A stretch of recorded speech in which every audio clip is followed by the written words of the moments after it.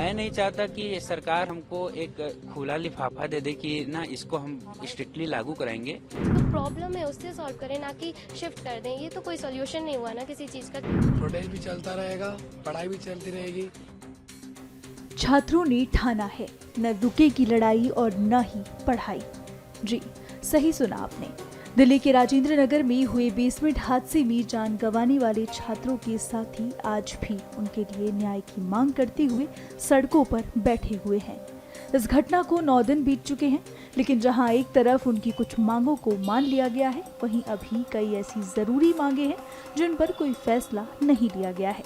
ऐसे में ये छात्र सड़कों पर बैठने को मजबूर हैं, लेकिन इस बीच बाधित हो रही थी उनकी पढ़ाई, जिसके लिए वे अपना घर परिवार छोड़कर हजारों किलोमीटर दूर राजधानी में एक सपना लेकर आए हैं। ऐसे में उन्होंने लड़ाई और पढ़ाई दोनों सड़कों पर बैठकर जारी रखने का फैसला किया है। छात्रों ने ANI से बात करते हुए काफी विस्तार और विनम्रता से बताया कि वे प्रशासन से क्या चाहते हैं। सुनिए। जो डिसीज्ड फैमिली थी उसके लिए कुछ डिमांड्स थी, प्लस कुछ डिमांड्स थी जो यहाँ पे हरासमेंट छात्र लगातार सहते आ रहे हैं उससे रिलेटेड। तो सर जो डिमांड है हमारी उसको मैंने लिस्ट किया है। उसमें क्या है कि सर हम केवल और केवल कुछ फ्लोटिंग पॉइंट नहीं चाहते हैं, हम एक मशीनरी चाहते हैं जो कि एड्रेस करे फ्यूचर में भी अगर यहाँ पे कोई प्रॉब्लम्स आती है तो लगातार उसके एड्रेस हो सके। तो एक तो मैं इसको दिखाना चाहूँगा अगर आप अलाउ करें, और मैं आपको बताना भी चाहूँगा कि एक कौन सी मशीनरी मांगी है। तो हमारे सारे पॉइंट्स में एक एक करके पढ़ता हूँ। पहला जो कंपनसेशन की बात हुई थी, कंपनसेशन अमाउंट 3 करोड़ है, जिसके ऊपर एक कंसेंसस बना है सारे लोगों का। तो मैं चाहूँगा कि जो गवर्नमेंट ऑफिशियल्स है वो प्लस कोचिंग के साथ मिलकर वो किसी तरह डिसाइड करे कि जो अमाउंट है उस पर पहुँचा जा सके। दूसरा, यहाँ पे जो डिजास्टर हुआ था उसकी अकाउंटेबिलिटी सेट करने की बात की गई थी। तो उस पर अब तक जो भी कदम लिए गए हैं उस पर मोस्टली तो अब तक हम लोग सेटिस्फाइड हैं, क्योंकि कुछ ऑफिशियल्स हैं जिनका सस्पेंशन और निर्वासन हो चुका है।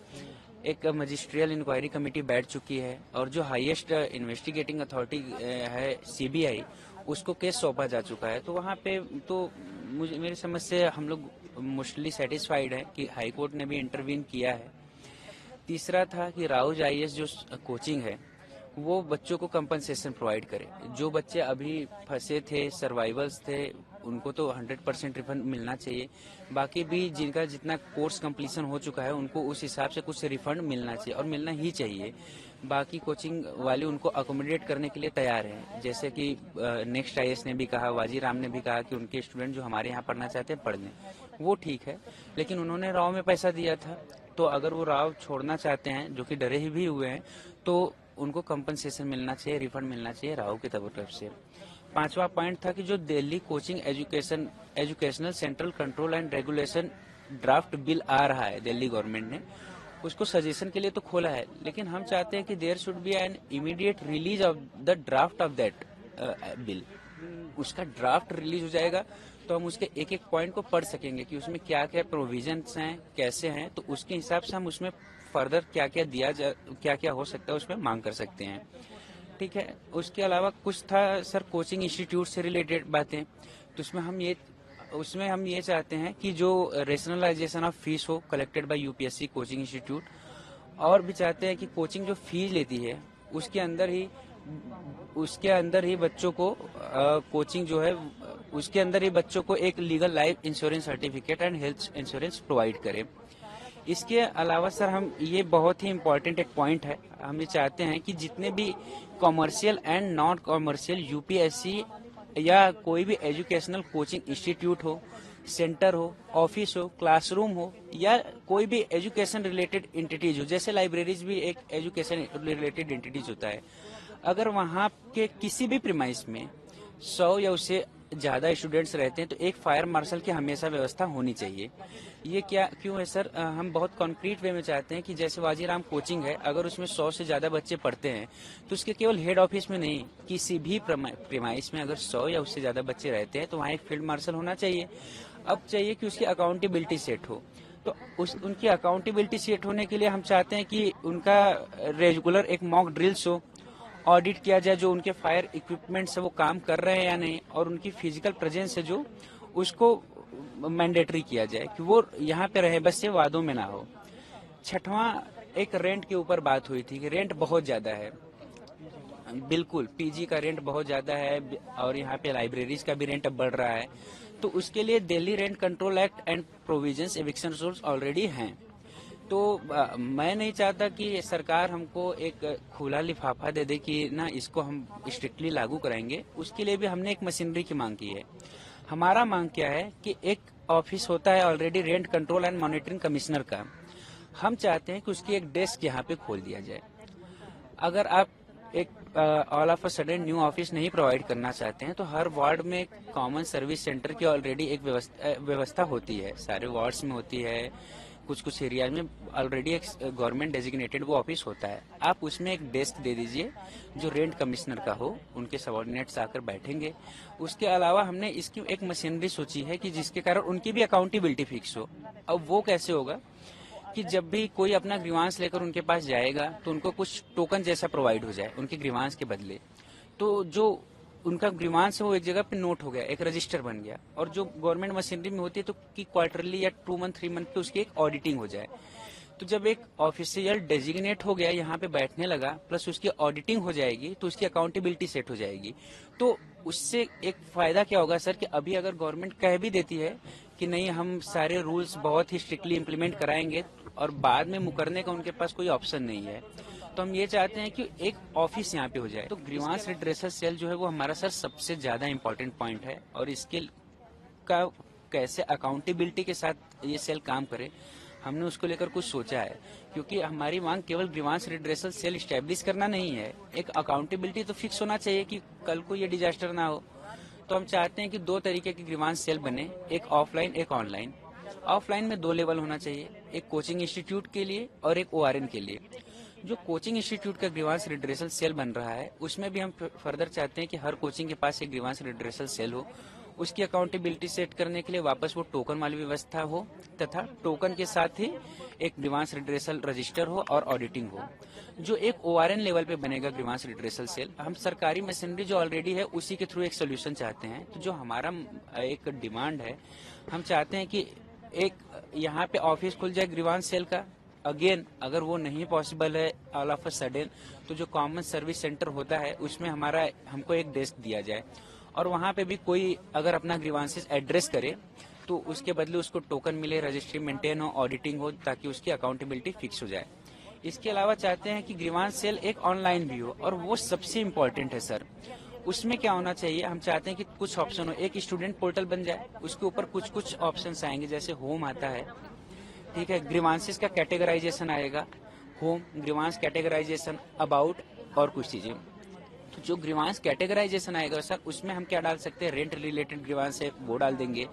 दूसरा सिविक एमिनिटीज रिलेटेड डिमांड जैसे ड्रेनेज सिस्टम, इलेक्ट्रिक वायर है वो डाल सकते हैं। तीसरा, यहाँ वीमेन रिलेटेड इशू बहुत ज्यादा हो रहे हैं। कल 3-4 लड़कियां रात को 3 बजे तक बैठी थी और बोल रही थी कि इसको एड्रेस किया जाए, प्लीज डालो। तो उनसे रिलेटेड डिमांड है तो वो कर सके। उसके लिए फिर आगे हमने बताया कि उसमें क्या क्या दे सकते हैं, या तो हम एप्लीकेशन लिख कर उसको हम लोग डाल दें, या तो हमारे साथ अगर कुछ होता है तो फोटो अपलोड करके डाल दें, या टाइप कर सकें, तीनों तरीके से कर सकें। इसके अलावा हमने क्या सोचा एक कि जो वो पोर्टल बने उसमें एक ऑप्शन रेंट कमिश्नर का भी हम डाल सकते हैं। उससे क्या होगा कि अगर रेंट कमिश्नर का कॉमन सर्विस सेंटर में भी आप डेस्क नहीं दे सकते हैं तो हमने वहां भी सरकार को एक सहूलियत दी है कि आप एटलीस्ट उस पोर्टल पे डाल दीजिए, और फिर तो ये कर सकते हैं। और लास्ट एक हमने वो बोला है, जो हमारा लास्ट हमारी तरफ से है, जो बहुत जरूरी है, एक्सेस टू पब्लिक प्रोसिक्यूटर, कि अगर इन सारों के बीच में भी नेक्सस बन जाता है तो जो वो पोर्टल होगा उस पर एक ऑप्शन और पॉपअप होना चाहिए, एक्सेस टू पब्लिक प्रोसिक्यूटर। वो भी हम कुछ नया नहीं मांग रहे हैं, डिस्ट्रिक्ट में पब्लिक प्रोसिक्यूटर बहुत सारे होते हैं, वहाँ पे एक नंबर पॉपअप हो जाएगा, 15-20 उसमें से छात्र किसी के पास भी चला जाएगा।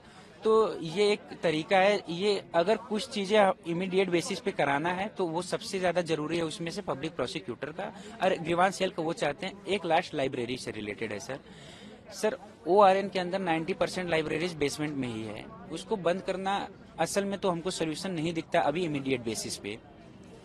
तो एडमिनिस्ट्रेशन से एक डिमांड है सर सारी नहीं, एटलीस्ट 20% लाइब्रेरी जो पानी भरने वाले एरिया से दूर है, एनओसी जल्द से जल्द लाया जाए, उसमें 10-12 पॉइंट मिलाया जाए कि ये सेफ्टी के इश्यूज कंसर्न्स है, ये एग्जिट होना चाहिए, वो होना चाहिए। जो सारी जो बेसमेंट पे लाइब्रेरी चली तो एनओसी मिल भी गया है, बंद भी कर दी गई है। जी ये तो आप लोगों की डिमांड तो मान ली जाएगी। नहीं, कुछ तो बंद की गई है ना, लेकिन एक्चुअली ब्लैंकेट बैन करना, मैं कह रहा हूँ कि यहाँ के छात्रों के हित में नहीं है ना, पढ़ने हम लोग आए थे ना, तो मैं ये कह रहा हूँ कि एनओसी देकर जो लोग उसकी मेजर्स को फॉलो करते हैं, सेफ्टी मेजर्स को, उनको खोली जाए, 100 में सिर्फ 10 को खोली जाए, क्योंकि यहाँ लाइब्रेरीज है नहीं, छात्र पढ़ेंगे कहाँ। जो फर्स्ट फ्लोर सेकंड फ्लोर पे हैं उनकी प्राइसेस 6,000-7,000 हो चुके हैं। अगर बच्चे चले भी जाएं तो सर सारे एकोमोडेट हो नहीं पाएंगे, क्योंकि पहले 150 लाइब्रेरीज थी, अब 5 बची है। तो ब्लैंकेट बैन की जगह मैं चाहूंगा कि जो लोग पानी वाले एरिया से दूर हैं, एटलीस्ट उसमें क्या हो कि एक एनओसी देकर गवर्नमेंट चालू कराए, व्यवस्था वापस खोलनी ही होगी पढ़ने के लिए। डिमांड्स तो हम लोग डे 1 से बता ही रहे हैं अपनी सारी। हमारी डिमांड्स वही हैं, कंपनसेशन सबसे पहले, जिसका हमें कोई रिटर्न में कुछ भी नहीं मिला है। बाकी जो मैसेंजर आए थे उन्होंने 50 लाख का बोला था, 25 लाख और 25 लाख इंस्टॉलमेंट में, दोनों चीज़ें कि 25 लाख तो तुरंत दे देंगे और 25 लाख देंगे जब वो जेल से निकल आएंगे, जिसका कोई कंफर्मेशन भी नहीं है। और 6 मंथ का गैप, मतलब उन्हें अपनी तरफ से भी कह दिया कि 6 मंथ तो हमें लग सकते हैं बाकी के 25 देने में, फिर आगे 6 मंथ के बाद कह देंगे कि फिर से 6 मंथ लग सकते हैं, फिर बार बार तो प्रोटेस्ट हम लोग करेंगे नहीं आके। जैसे कि लाइब्रेरी बंद हो गई है, अब यहाँ पे हम पढ़ाई करेंगे, प्रोटेस्ट भी चलता रहेगा, पढ़ाई भी चलती रहेगी। हमें तो हमारे डिमांड्स उस दिन से रख रहे हैं ना, हमारी डिमांड्स तो डिमांड्स पे डटे रहे हम, पढ़ाई भी यही करेंगे, पीछे तो हटने का सवाल ही नहीं है। इसीलिए यहीं पे आके पढ़ाई कर रहे हैं, protest should be going on. तो हमारा यही है कि हमारी डिमांड्स पहले से ही वही है, अब भी वही है, वही रहेंगी। कोई कुछ भी बोले, हमें डटे रहना है बस।